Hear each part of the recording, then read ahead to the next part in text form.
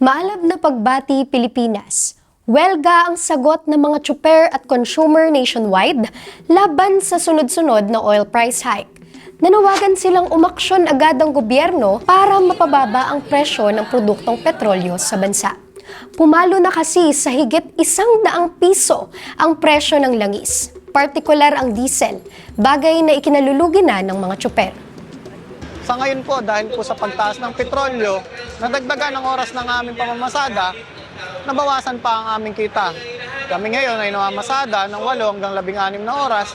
Maswerte na kung makapag-uwi ka ng 200. Nag-anunsyo ang pamahalaan ng piso na taas pasahe para umagapay umano sa transport sector.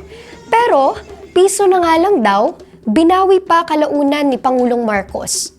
Ibinida rin ng gobyerno ang 5,000 peso fuel subsidy nito para sa mga driver at operator ng jeep, taxi at bus na hindi pa nga malinaw gaano kadalas ipamimigay at sino ang mabibigyan.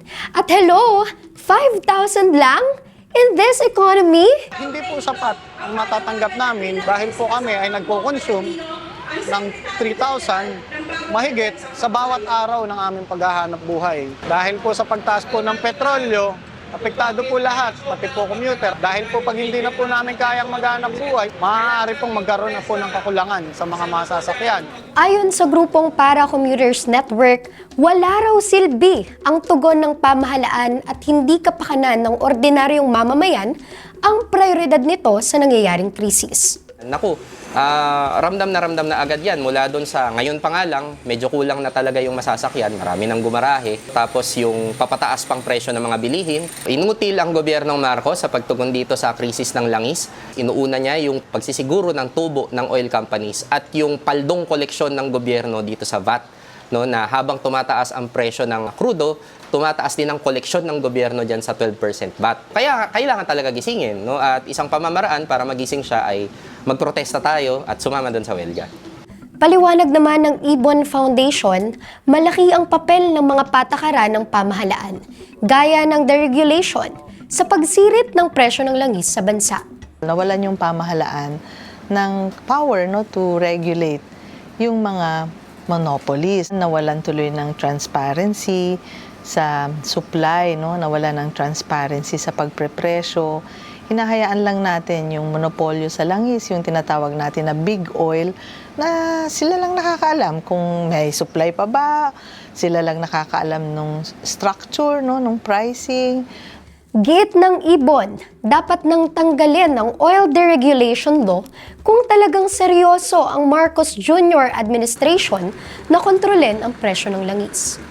Dapat tiyakin din umano ng pamahalaan na may mekanismo ito para kontrolin ang presyo, hindi lang ng langis, kundi ng iba pang pangunahing bilihin. So yung unang mekanismo ng control ay kung wala pa tayong kakayahan na mag-produce ng sariling langis, siya mismo ang bibili sa mga suppliers. So, centralized yung procurement o state yung procurement nang sa ganun ay makontrol niya, makita niya kung magkano niya binili at magkano rin niya dapat yun ibenta. Magkaroon din yung gobyerno mismo ng sarili niyang pondo para sa mga katulad nito na nagkakaroon tayo ng oil shock ay meron siyang subsidy. Hindi lang doon sa mga oil companies na hindi sila magtaas ng presyo ng langis, kundi doon sa mga tatamaan.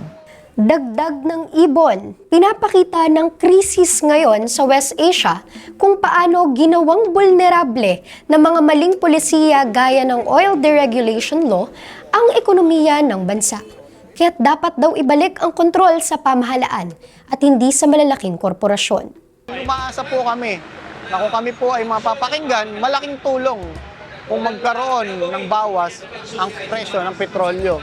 Makatutulong po ito para madagdagan na aming kita na aming gawin sa aming pamilya.